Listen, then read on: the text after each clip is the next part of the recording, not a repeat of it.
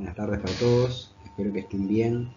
Bueno, continuando con el módulo de angiografía digital, hoy vamos a hablar acerca de angiografía vascular periférica. Vamos a centrarnos primero en lo que es hacer un pequeño repaso de la anatomía vascular periférica, tanto a nivel del miembro superior como del miembro inferior. Luego vamos a dar el estudio diagnóstico de arteriografía de miembros inferiores y una breve reseña de algunos estudios venosos a nivel del miembro inferior y del miembro superior, que vendrían a ser un poco los estudios más frecuentes. En cuanto a la angiografía vascular periférica, si bien hoy vamos a hablar de algunos procedimientos y lo vamos a enfocar principalmente a nivel de angiografía digital, cabe destacar también que son procedimientos que se pueden realizar en un bloque quirúrgico, en un árbol C, por lo cual, bueno, es importante darlos y que puedan entender que se pueden enfrentar a estos procedimientos no solamente con un angiógrafo, sino con un arco en C. Así que vamos a pasar una breve reseña anatómica y comenzamos. Bueno, vamos a comenzar con lo que es una reseña anatómica. Después vamos a estar hablando un poco de generalidades de cada región a la hora de hacer un procedimiento vascular. Y luego vamos a ejemplificar con un procedimiento real para que ustedes vean paso a paso cuál es la técnica a realizar y cuáles son los enfoques que son necesarios saber. En cuanto a una reseña anatómica general, bueno, tenemos como gran vaso lo que es la aorta, que nace a partir de la aorta ascendente, callado y aorta descendente. Y como principales ramas grandes va a tener lo que es el tronco celíaco, que es la primera rama infradiafragmática que va a nacer, y va a dar tres grandes ramas que van a ser la arteria hepática común hacia el hígado, la arteria esplénica hacia el vaso y la arteria gástrica izquierda hacia lo que es el estómago. Después vamos a tener dos ramas que son la arteria mesentérica superior y la arteria mesentérica inferior, que se van a encargar de irrigar todo lo que es colon y intestino delgado. Y a los laterales, entre ambas arterias mesentéricas, vamos a tener lo que son las arterias renales, tanto arteria renal derecha como arteria renal izquierda. Y para finalizar, tenemos que la bifurcación de la aorta termina en lo que son ambas arterias ilíacas comunes, que se van a dividir en arterias ilíacas internas y externas de cada lado. Siguiendo con lo que es el miembro inferior, la arteria ilíaca externa se va a continuar con lo que es arteria femoral y esta se va a bifurcar en arteria femoral profunda que va a dar ramos hacia el muslo y va a continuar medial a lo que es el fémur como arteria femoral superficial para convertirse a nivel del anillo del tercer aductor en lo que es arteria poplitea.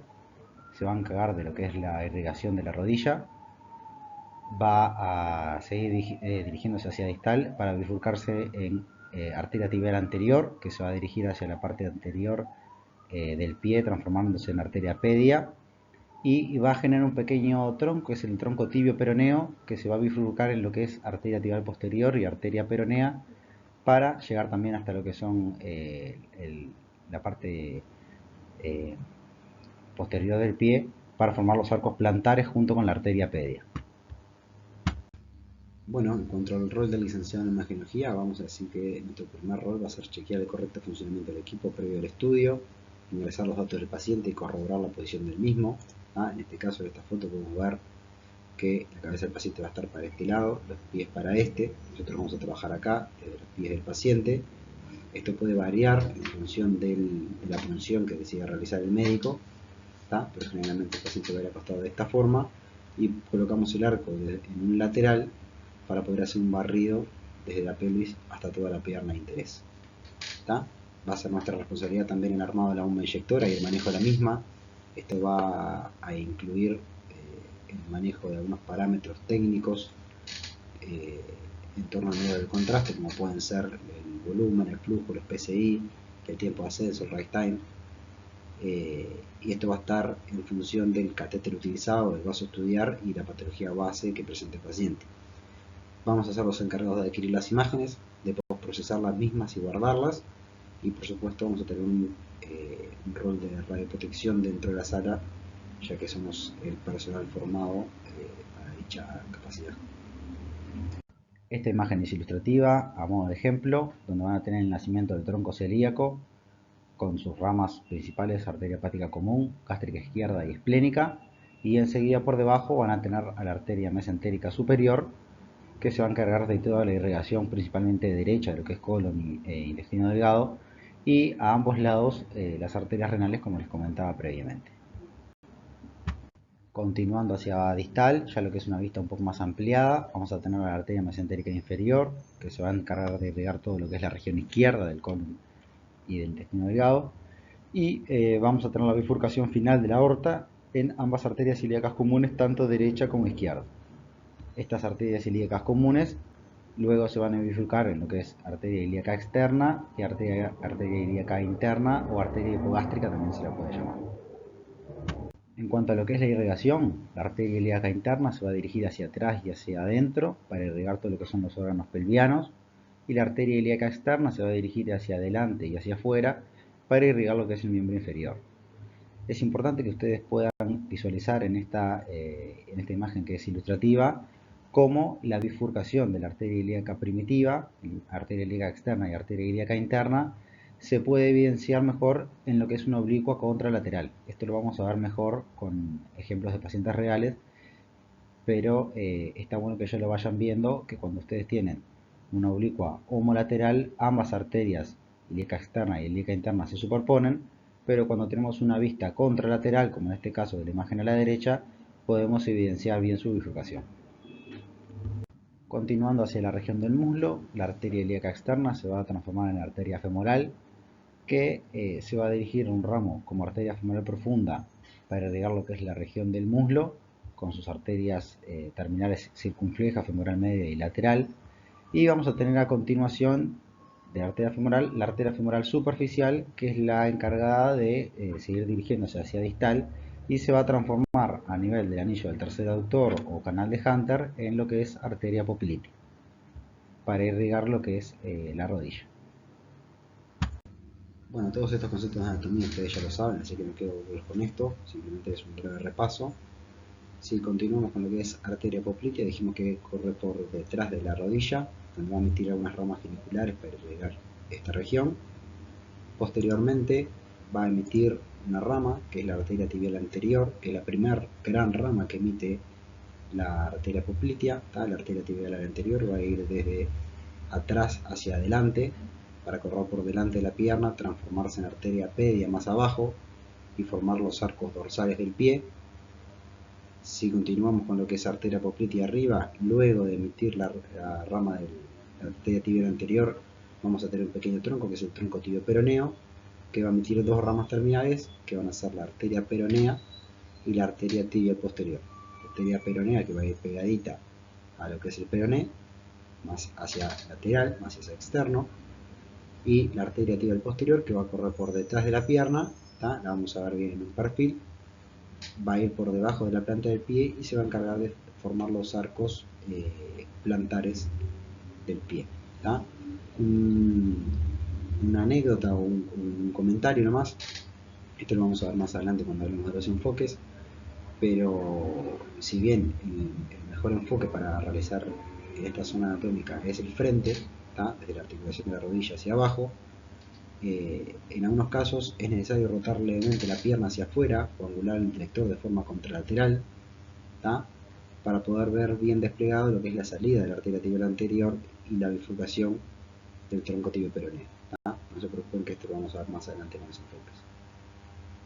Ya finalizando lo que es la circulación arterial, vamos a tener lo que es la región del pie, con la arteria tibial anterior transformándose en arteria pedia, y la arteria tibial posterior, que se va a anastomosar con la arteria tibial anterior para dar lo que son los arcos plantares del pie.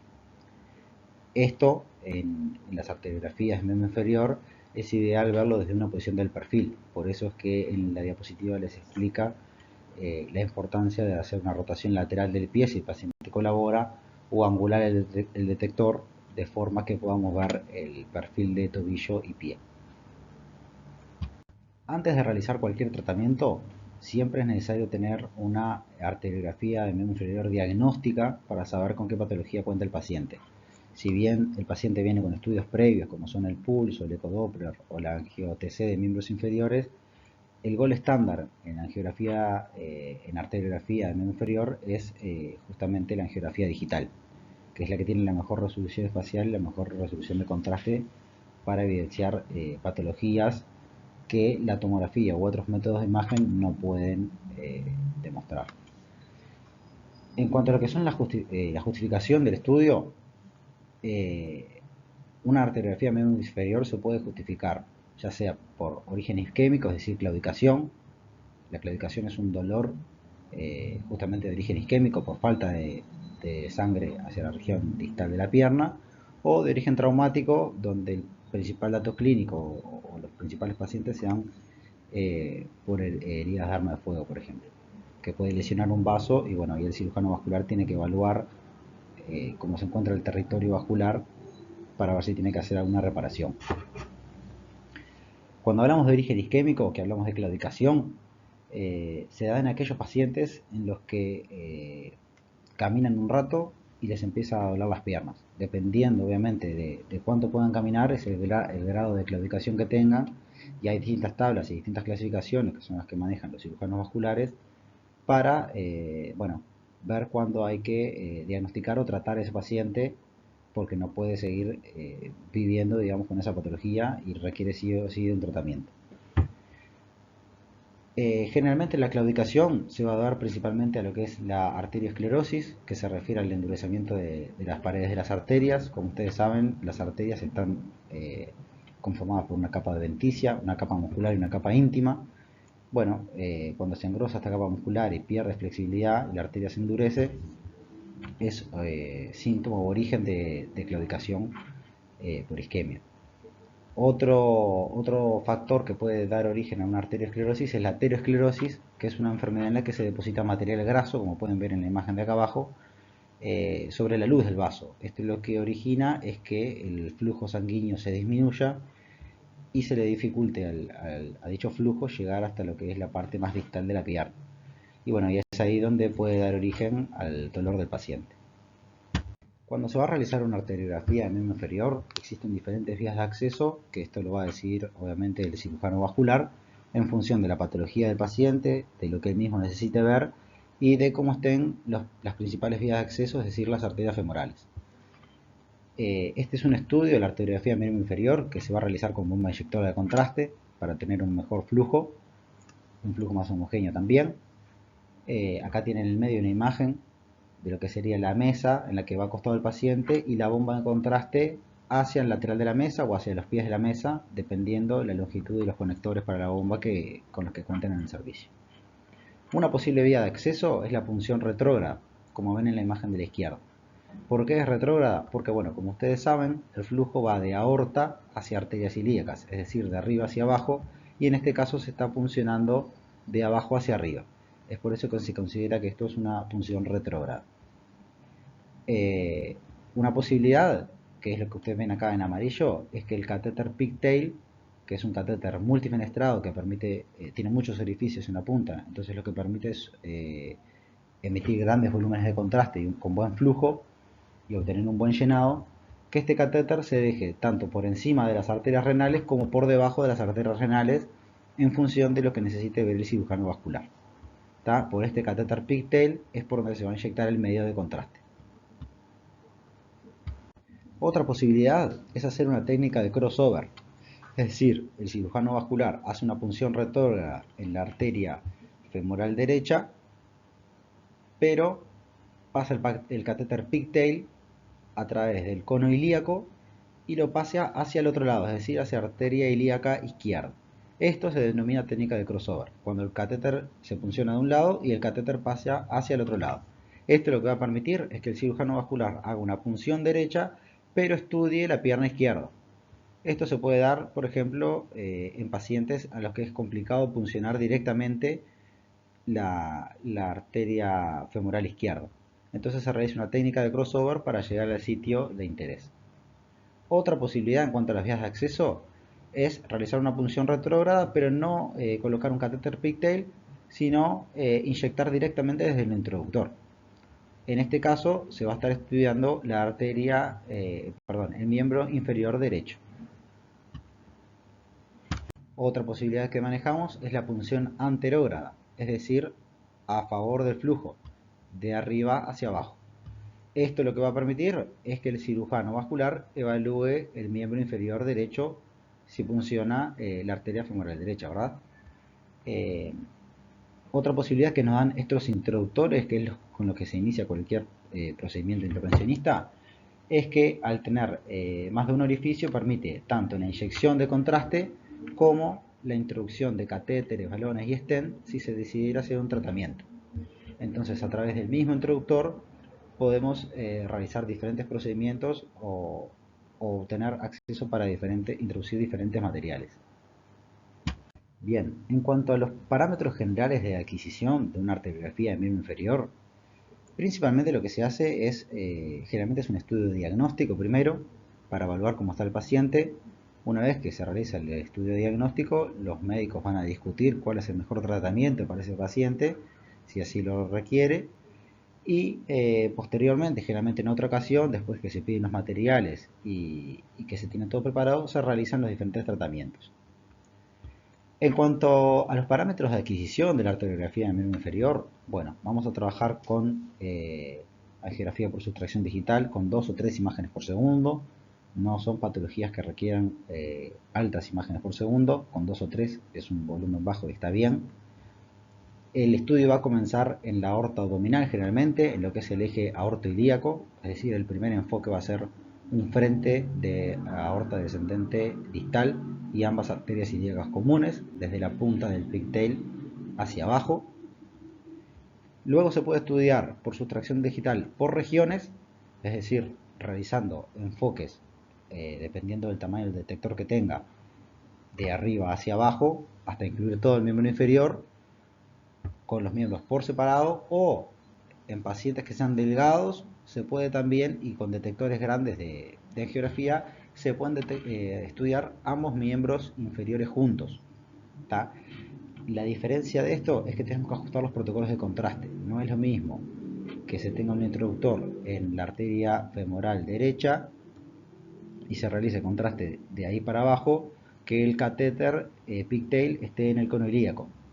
Los parámetros de contraste tienen que ser diferentes porque cuando tengo el catéter pigtail en el cono ilíaco va a ir contraste hacia las dos piernas. Entonces no puedo estar inyectando el mismo volumen porque si no en la pierna derecha, que es la que voy a estar estudiando, por ejemplo, me va a llegar menos contraste. ¿Tá? Pero sepan que es una posibilidad estudiar ambos miembros a la vez, dependiendo del paciente y dependiendo del equipo con el que contemos. Otra posibilidad menos frecuente, que se realizaba principalmente en equipos más viejos que no contaban con la modalidad de sustracción digital, es realizar un barrido en formato de cine o una grabación de fluoroscopía con contraste. Es decir, se pasa el contraste y se va haciendo un barrido desde arriba hacia abajo, tratando de adquirir todo el contraste a medida que se va moviendo hacia distal. Es diferente a trabajar por sustracción digital por regiones y en bloque, dependiendo del tamaño del detector del campo, lo que nos dé para adquirir, ¿verdad? Otra posibilidad, principalmente para lo que es tratamiento, una vez que ya tenemos el diagnóstico, ya tenemos toda la pierna adquirida, cuando se va a realizar un tratamiento, generalmente no se estudia toda la pierna, sino que se va directamente a la región a tratar. Entonces, acá generalmente lo que se hace es trabajar en sustracción digital en bloque en esa región en la que se va a realizar el tratamiento, que ya vamos a ver después cuáles son los posibles tratamientos que se pueden realizar. Otra posibilidad es realizar una sustracción digital total con soft, que es una licencia que se paga aparte. No todos los equipos la tienen, pero lo que permite esta licencia es que con una sola inyección de contraste yo puedo hacer un barrido en sustracción digital y el equipo después automáticamente me va a pegar todas las imágenes para dejarme en sustracción digital todo el miembro inferior. No es necesario trabajar por bloques o por regiones como hacemos con la sustracción digital común. Pero tengan en cuenta que esto es una licencia especial que no están todos los equipos, o sea que lo más frecuente es que ustedes vayan a trabajar en sustracción digital por regiones, tanto en angiografía digital como en bloque quirúrgico. A esto es a lo que me refiero cuando vamos a trabajar por bloques. El primer enfoque se va a realizar desde la punta del pigtail hacia abajo, en lo que es el cono ilíaco, aorta descendente y arterias ilíacas comunes, y luego, por ejemplo, si el miembro a estudiar fuera el miembro inferior derecho, se va a ir realizando por bloques lo que es arterias ilíacas externa e interna, arteria femoral superficial, arteria poplitea femoral superficial distal, un enfoque de la pierna y un enfoque de pie. Esto es trabajar por bloques, ir haciendo sustracciones digitales por cada región. Y ahora vamos a ver cuáles son los enfoques que se nos pueden solicitar o cuáles son los mejores enfoques para visualizar las bifurcaciones de los vasos. Cuando ustedes trabajan en el bloque quirúrgico, lo más frecuente va a ser que si el cirujano vascular va a estudiar o va a tratar el miembro inferior derecho, ustedes ingresen por la izquierda del paciente perpendicular a la pierna a tratar. Pero los angiógrafos digitales nos dan otra posibilidad. Nos dan la posibilidad de acostar al paciente, ya sea con las piernas hacia el tubo o con la cabeza hacia el tubo, y mover el equipo, deslizarlo hacia los laterales del paciente, tanto para su derecha como para su izquierda. Generalmente posicionamos el equipo a contralateral de donde estamos posicionados nosotros. Es decir, si el cirujano vascular está parado sobre la derecha del paciente, el equipo lo vamos a girar a la izquierda. Pero esto es una posibilidad que nos dan los angiógrafos digitales. Moverlo hacia un lateral izquierdo, hacia un lateral derecho, hacer barridos. Una vez que el equipo está posicionado en el lateral, podemos hacer un barrido desde la punta de los pies hacia la cabeza. Podemos poner el equipo en disposición frontal, por ejemplo, para arrancar el procedimiento. O incluso si acostamos al paciente con las piernas para adentro, también podemos realizar una arteriografía del miembro inferior con el equipo en una proyección PA frontal. Otra posibilidad que tienen los equipos es, además de deslizarlos en formato de reloj o de semiesfera alrededor de la mesa, es realizar un sistema de parqueo. Si el cirujano, por ejemplo, tuviera que abrir y realizar una intervención quirúrgica, que esto también lo permiten estas salas híbridas, y el equipo lo estuviera molestando, podemos parquearlo para dejarle el espacio libre para que él siga con el tratamiento. Como les comentaba anteriormente, el primer enfoque que se va a realizar en una arteriografía del miembro inferior es el eje aortoilíaco, aorta descendente, arterias ilíacas comunes, derecha e izquierda. El enfoque debe estar centrado desde lo que es la punta del pigtail, que lo pueden ver acá, hacia abajo. Más para arriba no nos interesa, porque el contraste se va a inyectar de forma anterógrada. Entonces tenemos que posicionarnos desde la punta del pigtail hacia abajo. Acá lo que les dejo a continuación es un posible protocolo de bomba inyectora para este enfoque, que es del cono ilíaco, que es de 20 mililitros de contraste a 15 mililitros por segundo y 600 psi. Esto con una dilución 70-30, es decir, 70% contraste, 30% suero. Estos son parámetros que son aproximados. No son estrictamente estos parámetros porque principalmente estos parámetros van a depender de si el catéter pigtail está por encima de las arterias renales o por debajo. ¿Por qué? Porque si está por encima, ya las arterias renales me van a robar contraste. Entonces no es el mismo volumen el que yo inyecto por arriba de las arterias renales que por abajo.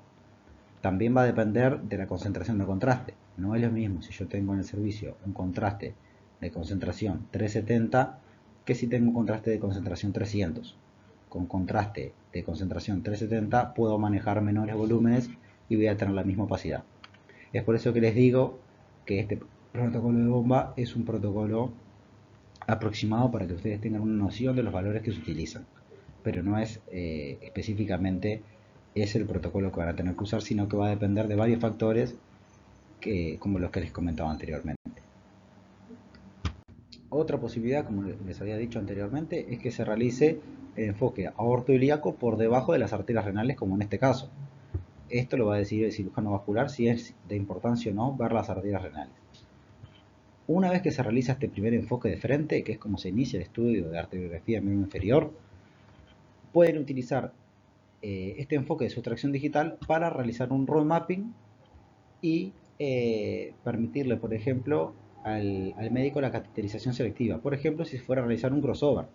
Si en este caso ustedes pueden ver el introductor acá en negro en la arteria femoral, en la arteria ilíaca externa derecha. Pueden perfectamente utilizar esta imagen como road mapping para que el médico pase la guía para tratar o incluso el pigtail hacia la arteria ilíaca externa izquierda y tenga esta imagen como referencia. Esto es una posibilidad también que permiten estos equipos, ¿verdad? Tanto en bloque quirúrgico como en angiografía digital. ¿Qué pasa? Como les comentaba, si el catéter pigtail se va a encontrar por debajo de las arterias renales, podemos bajar un poco los valores en relación a que si el catéter estuviera por encima de las arterias renales. Por lo que un posible protocolo con bomba inyectora podría ser de 15 mililitros a 10 mililitros por segundo. Mantenemos la misma presión. Cuando vamos a estudiar la bifurcación ilíaca, el mejor enfoque es la oblicuo contralateral. Generalmente unos 35 o 40 grados ya les va a dar bien para desplegar bien lo que es la bifurcación de arteria ilíaca común en arteria ilíaca externa y arteria ilíaca interna, como ven en la imagen. ¿Tá? Recuerden que el mejor enfoque entonces es la oblicua contralateral para la región ilíaca. En este caso estamos viendo una arteria ilíaca derecha, entonces el enfoque es una oblicua izquierda, oblicua anterior izquierda. En este caso, como se hizo una punción retrógrada y se está inyectando directamente desde el introductor, ven cómo el contraste está llegando acá desde el introductor, se está inyectando directamente en la arteria que queremos ver. Podemos bajar incluso más los valores de medio de contraste y entonces en este enfoque con 6 mililitros a 6 mililitros por segundo y 300 psi podemos obtener una buena pacificación de lo que es la arteria ilíaca y sus bifurcaciones. Si seguimos bajando hacia lo que es el muslo, recuerden que vamos a tener la bifurcación de lo que es arteria femoral profunda y arteria femoral superficial. El mejor enfoque para esta región es la oblicua homolateral, también 35-40 grados, pero homolateral, es decir, hacia el mismo lado. Si yo estoy viendo un miembro inferior derecho, como en este caso, se realiza una oblicua anterior derecha. ¿Tá? Acá lo que hacemos es aumentar brevemente los parámetros de la bomba, que esto lo vamos a estar ajustando cada vez que vayamos bajando el bloque de sustracción digital, porque a medida que el catéter va a quedar fijo arriba y a medida que vamos inyectando y el contraste se vaya yendo por arterias colaterales, el contraste que va a ir llegando hacia la región distal va a ser menor. Entonces, a medida que vayamos estudiando las arterias más distales, necesitamos aumentar el volumen de contraste y el flujo para obtener una buena opacidad en las regiones inferiores.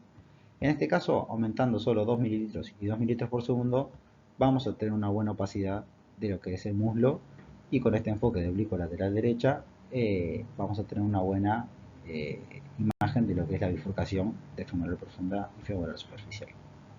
Si continuamos con los bloques, después de estudiar lo que es la bifurcación femoral, vamos a estudiar un frente de muslo en donde vamos a ver la arteria femoral superficial medial a lo que es el fémur. ¿Tá? En este caso, particularmente estamos viendo la arteria femoral superficial que tiene una oclusión prácticamente completa, pero ven cómo se rellena a distal por colaterales. En estos casos es importante que ustedes adquieran lo que es un tiempo arterial precoz y un tiempo arterial tardío. El tiempo arterial tardío lo que les va a dar es la posibilidad de evaluar el relleno por colaterales de las arterias más distales. No es como un neuro, como hemos visto en otra ocasión y como van a ver más adelante, que en muchas patologías interesa ver lo que es un tiempo arterial, un tiempo capilar y un tiempo venoso. En este caso no. En este caso lo que nos interesa es un tiempo arterial y un arterial tardío. Luego nos posicionamos en lo que es la región de la rodilla frente. Esto hay que tener en cuenta que si el paciente tiene la pierna en rotación externa, que es generalmente la posición que les queda más cómoda a los pacientes para acostarse boca arriba, van a tener que pedirle que rote internamente la pierna o van a tener que angular el detector para mostrar un buen frente de rodilla. ¿Qué es lo que van a ver en este frente de rodilla? Bueno, van a ver lo que es la arteria poplitea bajando, la arteria tibial anterior, que en este enfoque no se van a dar cuenta porque están visualizando, es una imagen bidimensional, pero se va a posicionar anterior y hacia abajo, y van a tener el tronco tibio peroneo que va a dar la tibial posterior, que se va a dirigir por detrás de la tibia pasando por el sóleo, y la arteria peronea interna a la tibial posterior.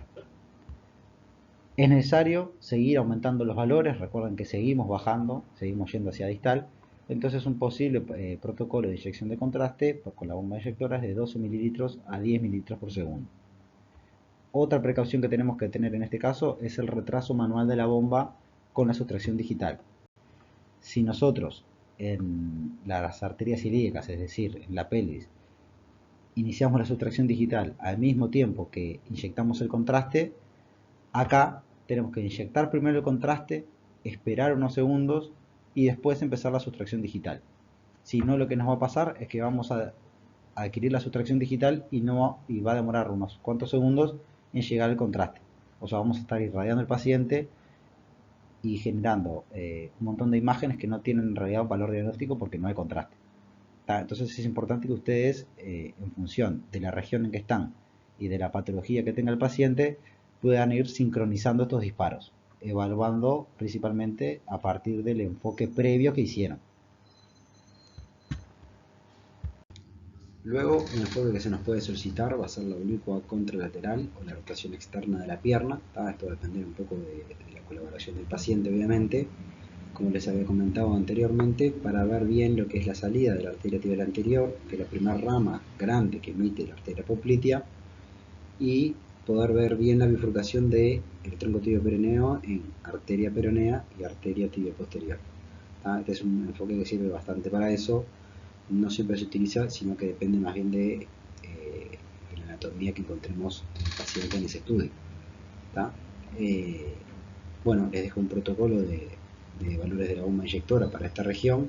Evidentemente seguimos aumentando los valores tanto en el litro como en flujo, porque estamos inyectando siempre desde el mismo lugar, estamos inyectando desde la cadera o desde más arriba, pero estamos adquiriendo cada vez más abajo. Entonces, al haber cada vez más bifurcaciones y cada bifurcación me roba contraste, tengo que ir compensando estos valores para no quedarme corto, si no el contraste va a llegar muy lavado y no voy a poder ver bien. Así que es importante ir aumentando estos valores y a su vez ir aumentando el retraso manual de la bomba, es decir, el delay. Me voy fijando en el tiempo que demoró en llegar el contraste en las secuencias de arriba y voy sumando esos segundos para aplicar el tiempo en esta región. Esto lo vamos a ir haciendo a medida que vayamos descendiendo, aumentando los valores y aumentando el delay manual de la bomba. Finalmente, el último enfoque que vamos a realizar es un perfil de tobillo y pie, que esto lo que nos va a permitir es evaluar la arteria tibial anterior transformándose en arteria pedia, como pueden ver acá en el enfoque del medio, y la tibial posterior dando los arcos plantares que se van a anastomosar con los arcos plantares anteriores. En este caso, y principalmente en pacientes que tienen un grado de isquemia hacia lo que es el pie, es necesario aumentar bastante los valores. Vamos a tener que darle 20 mililitros y 10 mililitros por segundo a 300 psi y un bastante retraso de la bomba, porque en pacientes en los que padecen de una claudicación a veces puede demorar bastantes segundos en llegar el contraste hacia el pie. Y bueno, es importante que el paciente obviamente en estos enfoques no se mueva, porque como saben el principal enemigo de la sustracción digital es el movimiento, y si el paciente se mueve es muy difícil después acomodar la imagen para obtener una imagen nítida. Bueno, como les comentaba antes, obviamente estos valores de medio de contraste de bomba que les pasamos dependen de la dilución, que generalmente este es el protocolo que manejamos nosotros, de la ubicación del catéter, de la patología del paciente y del medio de contraste que tengan, particularmente de la concentración. Una vez que se realizó la arteriografía diagnóstica y que los médicos discutieron el paciente, van a elegir o van a evaluar cuál es el mejor tratamiento. Para el tratamiento se puede realizar también lo que es una punción retrógrada, inyectando directamente desde el introductor, o una punción anterógrada, también inyectando directamente desde el introductor, como pueden ver en las imágenes. Ahora vamos a hablar un poquito de los diferentes tratamientos y en qué consiste cada uno. Un procedimiento frecuente es la angioplastia, o la pueden llamar también como angioplastia transluminal percutánea, abreviado como ATP. La angioplastia se puede realizar con balón o con balón y además implantar un stent. La angioplastia en lo que consiste es el inflado de un balón que va a ir relleno de contraste, y lo que va a hacer, como pueden ver acá en las imágenes, en un vaso que padece de aterosclerosis, que tiene grasa en las paredes del vaso, lo que se hace es se pasa una guía, que es la que contiene el balón, se pasa el balón hasta la zona en la que se encuentra la estenosis, donde está disminuida la luz del vaso, se infla el balón. Esto lo que hace es pegar las placas de ateroma a lo que son las paredes del vaso y se busca restablecer el flujo normal del vaso. ¿Qué pasa? En pacientes los que padecen estenosis recurrentes o estenosis crónicas, muchas veces se opta por otro tratamiento, que es la colocación de stent, que el stent es una malla metálica que puede ir asociada o no a la colocación de un balón. Hay algunos stent que se abren una vez que se infla el balón. Esta malla metálica se pega a la pared del vaso y lo que hace es mantener su calibre habitual para tratar de recuperar el flujo de ese miembro inferior. O hay otros stent que se denominan autoexpansibles, es decir que se abren manualmente y no requieren de un balón. Nada, pero principalmente estos son los dos tipos de procedimiento o de tratamiento que se realizan en el miembro inferior: la colocación de stent o la angioplastia con balón. También la angioplastia se puede asociar con un stent, es decir, se coloca el stent y se realiza una dilatación post colocación de stent para que el mismo se pueda pegar más aún a lo que son las paredes del vaso.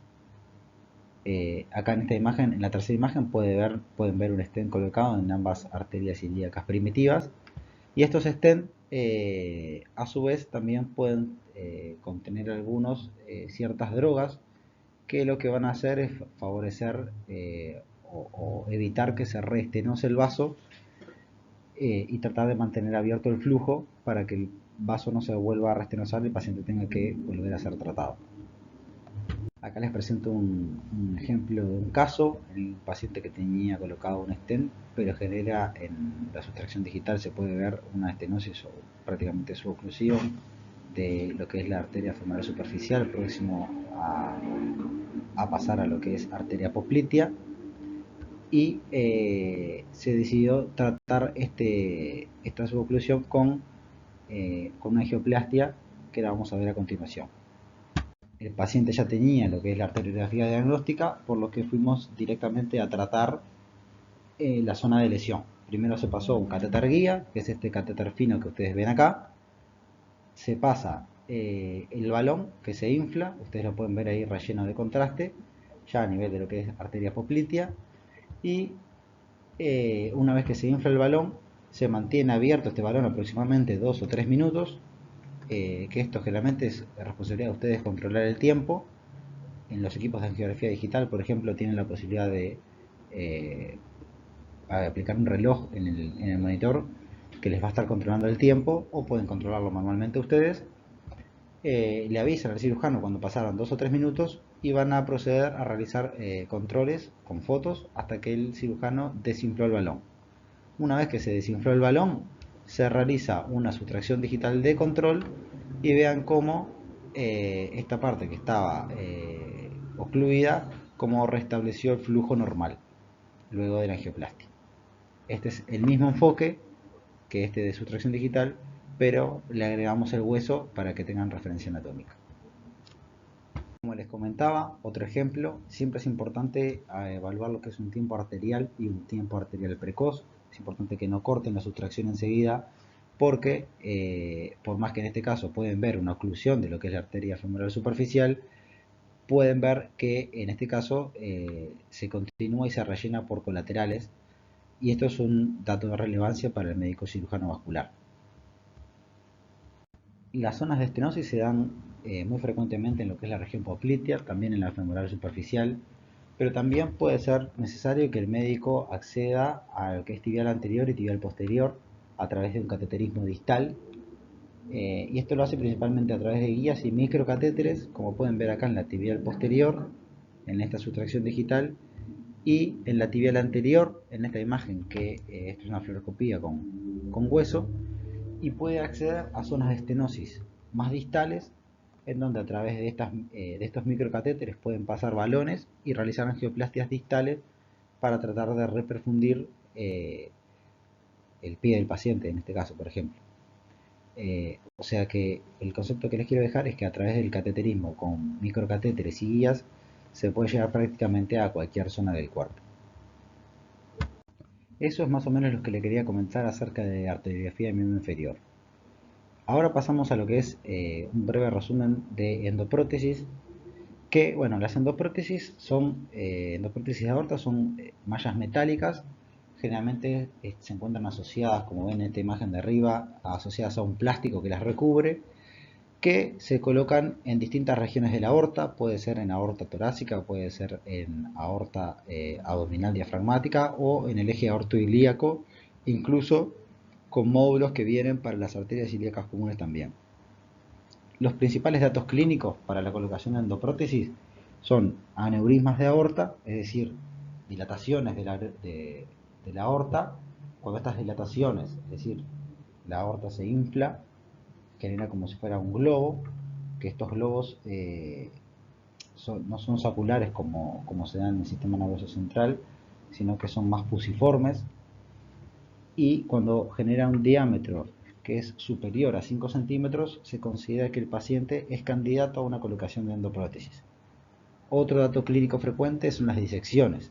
Las disecciones se dan cuando se rompe la capa muscular de la arteria, se mete sangre en esa capa muscular, rompiendo lo que es la capa íntima, y genera una luz falsa y una luz verdadera, en donde si se sigue acumulando sangre en esa luz falsa, se va a dar generalmente lo que son aneurismas disecantes, en donde se va a estar llenando esa luz falsa de sangre hasta que genera un diámetro considerable y puede romperse.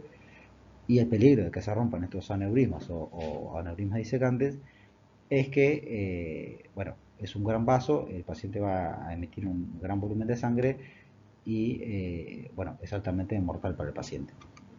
Una solución para estas dos patologías o estos dos datos clínicos son la colocación de endoprótesis o estas mallas metálicas recubiertas de plástico, que lo que van a evitar es que en el caso de las disecciones se siga yendo sangre hacia la luz falsa, y en el caso de los aneurismas los estabilizan y evitan que sigan creciendo. Esta diapo lo que hace referencia es a algunas herramientas que tenemos disponibles en el angiógrafo, no tan así en lo que es lo quirúrgico, pero sí en la angiografía digital, como pueden ser la imagen de tomografía para fusión, que esto es una imagen que cargamos a partir de una tomografía, de una angiotomografía que se realizó el paciente en el hospital o en otro tomógrafo externo, que la podemos cargar el paciente e incluso cargarla para el intraoperatorio en el angiógrafo. Y esto nos va a servir para realizar una fusión de imagen, como vamos a ver más adelante con la fluoroscopía en vivo. Otra posibilidad que nos da el angiógrafo es la utilización de imágenes paramétricas, que nos permiten o nos brindan información cuantitativa a partir de una sustracción digital. Nos permite realizar comparaciones, por ejemplo, de ambos miembros inferiores o de un mismo miembro inferior, pero previo y post tratamiento, ya sea una angioplastia, ya sea una colocación de stent, y evaluar si el flujo mejoró o si el tiempo en el que llega a determinado flujo mejoró con ese tratamiento o no. Principalmente lo que nos dan es información cuantitativa. Esto es un ejemplo de fusión que podemos realizarlo a partir del volume rendering de una angiotomografía que tenga el paciente, o incluso podemos hacer tomografía con el angiógrafo y fusionar esta tomografía que hicimos con el angiógrafo con la fluoroscopía en vivo. Estos son diferentes casos que se los puse a modo ilustrativo nomás. Este es un paciente en el que se le había realizado un trasplante de riñón que se conectó a la ilíaca primitiva. Ese riñón generó un tumor y lo que se decidió es embolizar esa arteria renal. Entonces lo que hicimos fue, a partir de una angio-TC del paciente que se había realizado en el hospital, fusionarlo con una fluoroscopía, y esto lo que permite es, una vez que está fusionado, mover el angiógrafo, tanto realizar enfoques caudales como enfoques oblicuos, y el 3D se va moviendo acompasado con el angiógrafo. Entonces no estamos inyectando contraste, no estamos realizando fluoroscopía, y únicamente moviéndonos con el arco ya el médico está visualizando diferentes enfoques.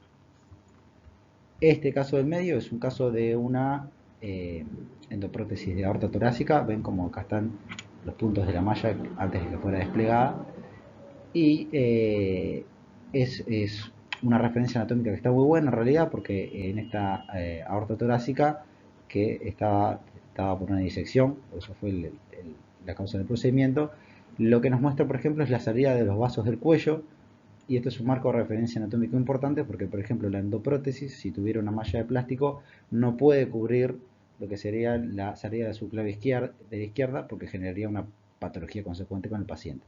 Entonces esto brinda una imagen de referencia muy buena para saber dónde el médico tiene que empezar a desplegar la endoprótesis y dónde tiene que dejarla colocada. Este caso es una colocación de una endoprótesis abdominal que además llevaba módulos para lo que son ambas arterias ilíacas comunes. Acá ven cómo van los módulos hacia arriba. Y además se realizó una embolización con coil, que es este alambre fino, de la arteria hipogástrica. Y acá pueden ver un video de cómo se está realizando la fusión con la fluoroscopía en vivo, y ven cómo el médico va bajando los módulos de la endoprótesis con el mapa 3D a color en vivo. Esto también es una posibilidad que nos dan los angiógrafos digitales.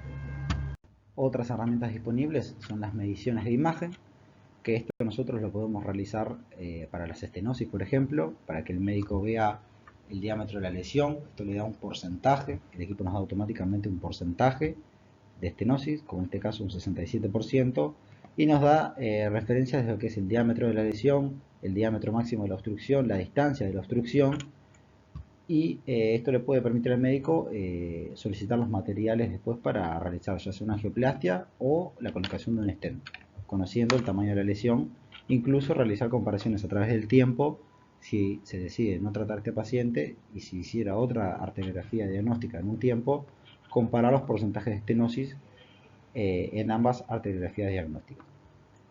Esta medición, nosotros la realizamos a partir de una calibración, que generalmente lo que calibramos es a partir de una medida conocida, como puede ser el franchaje del catéter utilizado, y a partir de esta calibración podemos obtener mediciones fieles de lo que es la anatomía vascular en cualquier región del cuerpo.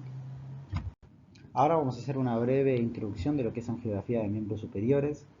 La arteriografía del miembro superior es un estudio poco frecuente, principalmente dado que hay mucha más anastomosis en el miembro superior que en el miembro inferior.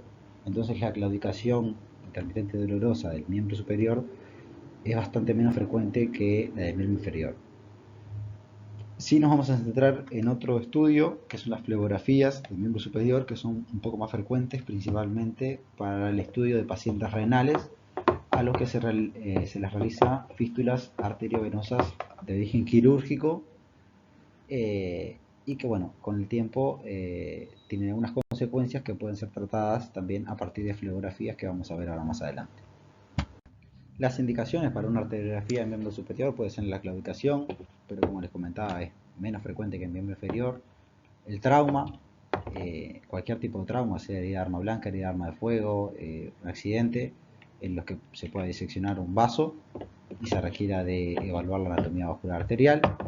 La evaluación prequirúrgica en pacientes renales, la evaluación para fístulas para hemodiálisis, esto es por ahí de los datos clínicos más frecuentes, o embolización de malformaciones arteriovenosas que pueden darse en el miembro superior.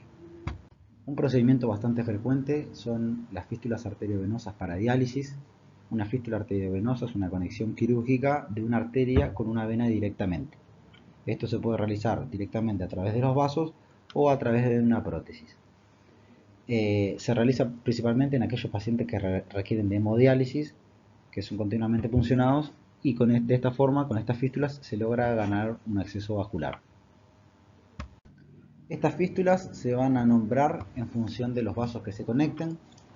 Pueden ser fístulas de la tabaquera anatómica, fístulas radiocefálicas, fístulas húmerocefálicas, es decir, de la arteria humeral a la vena cefálica, o humerobasílicas. Estas últimas dos son las más comunes. El problema que tienen estas fístulas es que generalmente con el tiempo asocian algún tipo de estenosis que impide el funcionamiento normal de la fístula, y una posibilidad de tratamiento para estas fístulas es la realización de angioplastias con balón, como hemos visto más adelante. Para la realización del procedimiento intervencionista de las fístulas arteriovenosas en el miembro superior, al paciente se lo va a colocar en decúbito supino, boca arriba, con la cabeza hacia el angiógrafo, y el brazo colocado a 90 grados del cuerpo con la palma de la mano para arriba.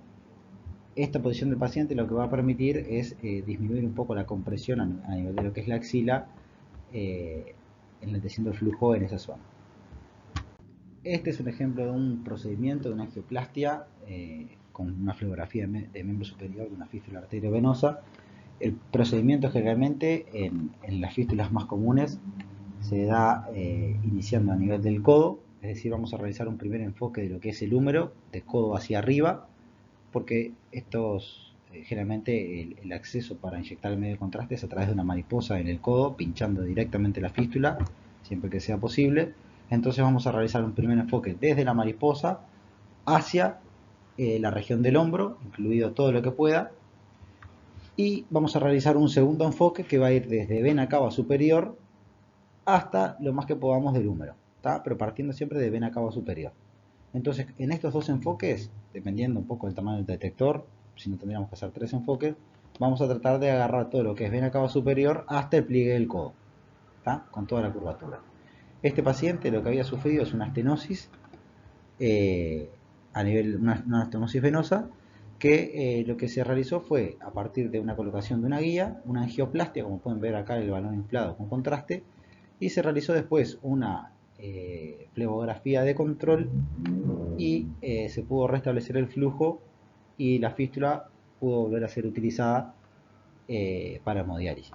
Acá un poco lo que tiene en resumen es el procedimiento, que es el informe médico, que comenta un poco lo que yo les decía recién, que se punciona una rama venosa de la fístula, se pasa a la guía metálica, se coloca el introductor y se hace una fistulografía donde se evidencia la anastomosis, es decir, una, una flebografía diagnóstica, y se pasa un balón de 7 milímetros con angioplastia para el sector estenosado. Este resumen médico un poco les comenta el paso a paso del procedimiento que les comentaba recién.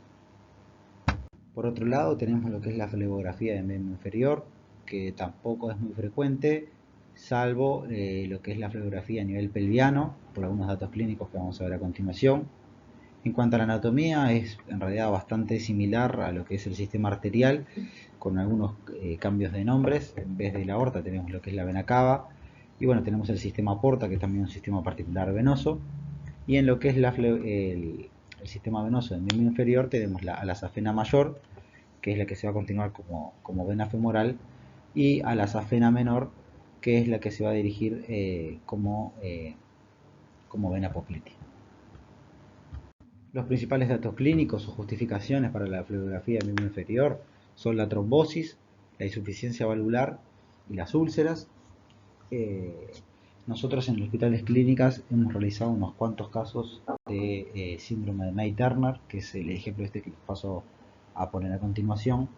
Que el síndrome de May-Turner, lo que sucede es que en la vena ilíaca izquierda se encuentra comprimida por lo que es la columna hacia atrás y la arteria ilíaca derecha por delante. Ven como acá hay una falta de relleno, como acá hay un buen relleno, y en esta parte, en lo que es el eje iliocava, hay un defecto de relleno. Esto es por la compresión que se da entre la arteria ilíaca derecha y la columna. Este síndrome de May-Turner lo que hace es aumentar la presión sobre las venas y bueno, genera una trombosis y malformaciones venosas que bueno, es necesario que esta compresión sea corregida para disminuir las complicaciones de esta trombosis venosa profunda a nivel pelviano. En este ejemplo del síndrome de May-Turner se realizó una flebografía diagnóstica, una flebografía ilíaca. Ven como acá está el introductor, una punción anterógrada en este caso, porque el flujo va hacia arriba, y acá hay un posible protocolo de inyección de contraste para flebografía ilíaca de 15 mililitros a 8 mililitros por segundo, 400 psi, 0,5 segundos es el tiempo de rise time, es el tiempo de ascenso, es decir, el tiempo al que se va a alcanzar la máxima presión, que esto lo hacemos para disminuir el impacto del contraste sobre las paredes de los vasos. Y en estos tipos de pacientes se ha adoptado por protocolo realizar una flebografía ilíaca 3D, es decir, una tomografía, una sustracción 3D digital con el angiógrafo directamente, con este protocolo de contraste, que a ustedes capaz que les llama un poco la atención la cantidad de volumen, pero esta cantidad de volumen es porque el equipo demora 6 segundos en rotar alrededor del paciente, y es necesario entonces que si tenemos 7 mililitros por segundo y tenemos 6 segundos, inyectemos 6 por 7, 42, inyectemos 42 mililitros para que tengamos contraste durante los 6 segundos que gire el equipo para adquirir la flebografía 3D. Esta flebografía 3D nos va a permitir evaluar como vamos a ver a continuación, la compresión del May-Turner por arteria ilíaca derecha y la columna, y además le va a dar información al médico para el futuro tratamiento, en donde se puede hacer una fusión perfectamente, y además nos permite obtener mediciones que van a poder ayudar al médico en la elección del stent en caso que se colocara para solucionar este problema que veíamos más arriba. Este es un póster sobre este caso de fluorografía en May-Turner, fluorografía 3D en May-Turner que presentamos con los compañeros de clínica. Acá yo lo que quería mostrarles las imágenes, como pueden ver en la fluorografía como hay un defecto de relleno en la vena ilíaca izquierda, en el eje iliocava, y como ven en el perfil cómo se achata la vena y hay una compresión por la vértebra L5 a posterior y la arteria que pasa por delante que no la vemos porque estamos haciendo una fluorografía en este caso. Otro aspecto interesante es que cuando realizamos una fluorografía 3D, luego, una vez que vemos el volume rendering, como en este caso, el equipo, como pueden ver acá abajo, nos da la posición en la que estamos viendo la fluorografía 3D. Entonces el médico, por ejemplo, puede estar eligiendo una posición de trabajo a partir de ver únicamente un volumen rendering, y nosotros podemos llevar esa posición directamente al angiógrafo con los grados que nos marca acá abajo. Entonces, de esta forma evitamos que se estén realizando varias inyecciones o se estén haciendo varias fluorografías para acceder a una posición de trabajo. Brevemente, y para ir terminando, vamos a hablar un poquito de angiografía con CO2, que es algo nuevo que se ha venido. Ya hemos comentado algo a lo largo del curso. Hoy por hoy hay una mutualista nomás que cuenta con una bomba de CO2, pero sin duda que es algo que se va a venir, que tiene grandes beneficios, y bueno, la idea es comentarles un poco sobre las generalidades de la bomba de CO2 y del uso del CO2 para que les sirva si el día de mañana se enfrentan a esta técnica de imagen. Las indicaciones del dióxido de carbono principalmente se dan para pacientes con insuficiencia renal, es decir, que tengan una creatinina elevada o una tasa de filtrado glomerular baja, que sean alérgicos al medio de contraste, por lo que se imposibilite su procedimiento, que sean diabéticos y que presenten hipertensión. Es una alternativa efectiva, obviamente, tiene una alta sensibilidad y una alta especificidad. Y bueno, hoy en día ya la sustracción digital con gadolinio, que era un método viejo que se utilizaba, ya no está indicado, principalmente por el riesgo de fibrosis sistémica nefrogénica asociado al gadolinio, y además porque el gadolinio es un material de contraste relativamente caro en comparación con el yodo, y mucho más con el CO2, que es un elemento en el que hay alta disponibilidad y es relativamente barato. Esta es una bomba de CO2 que les dejo únicamente a modo de ejemplo, en donde van a tener un inyector, es una pantalla táctil en donde pueden elegir los parámetros, y rotando la perilla van a poder aumentar o subir los valores de cada uno de los parámetros, donde los parámetros que se eligen son bastante similares a los de la bomba de yodo, y van a tener un inyector que se va a colocar directamente al paciente para la realización del estudio. Su uso principalmente a nivel arterial se da en todo lo que es por abajo del diafragma. No se usa por encima del diafragma, principalmente por el riesgo de embolia, pero sí es muy utilizado y las imágenes quedan muy bien en todo lo que es por debajo del diafragma. Se puede utilizar para endoprótesis aortoilíacas, por ejemplo, para arteriografías del miembro inferior, para angioplastias, en todas estas arterias que les menciono acá en el cuadrito. Y en el sistema venoso también es compatible, no es tan utilizado, es un hecho que está un poco más en investigación, pero también, salvo en lo que es la región del tórax, también es posible utilizarlo. Acá les dejo varios ejemplos de arteriografías con CO2, en diferentes regiones, en la aorta ilíaca, bifurcación ilíaca, arterias renales, por debajo de las rodillas. Tienen varios ejemplos. ¿Qué pasa? La imagen es diferente a la que están acostumbrados a ver en una sustracción digital normal. Ustedes, una sustracción digital normal, están acostumbrados a verla un poco de esta forma, con el fondo gris y los vasos negros, porque recuerden que el medio de contraste iodado es un medio de contraste positivo. El caso del CO2 es un medio de contraste negativo, entonces la imagen que van a obtener va a ser la inversa. Va a ser un fondo gris o más oscuro con el vaso blanco. ¿Qué pasa? En El CO2 se puede utilizar como sustituto del medio de contraste iodado en aquellos pacientes en los que esté indicado, pero también se puede utilizar como complemento del mismo. Es decir, se puede inyectar CO2 y ven que acá, por ejemplo, en este caso, en la arteria tibial anterior, esto es un enfoque de poplitea para abajo, en este caso la arteria la arteria tibial anterior, perdón, tiene una falta de relleno que luego se le inyecta un poco de medio de contraste iodado y se termina de ver ese relleno que no se veía en la imagen por CO2. Pero para realizar esta imagen no se tuvo que inyectar toda la cantidad de contraste que se habría inyectado si se realizara una sustracción digital únicamente con CO2. Entonces es un buen elemento de complemento para bajar los volúmenes de medio de contraste utilizado. Bueno, eso fue todo lo que quería comentarles para la clase de hoy. Acá les dejo un poco la bibliografía que manejé para la presentación con algunas páginas que pueden utilizar para complementar la información.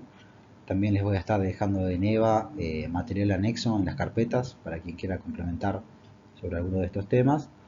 Y bueno, espero que haya sido claro, que les sirva principalmente el día de mañana cuando inicien la práctica en esta técnica y bueno, puedan entender principalmente cuáles son los enfoques que se realizan, qué manejo de la sala tienen que tener, qué manejo del paciente deben realizar, cómo deben manejar la bomba inyectora y cuáles son las principales patologías que se van a tratar y qué es lo que va a solicitarles el médico para que ustedes puedan ayudar a que el procedimiento sea mejor y se realice de la mejor manera, ¿verdad? Bueno, cualquier duda que surja, que no se haya entendido, me lo hacen llegar por Eva. Estaré atento ante cualquier consulta. Muchas gracias por su atención.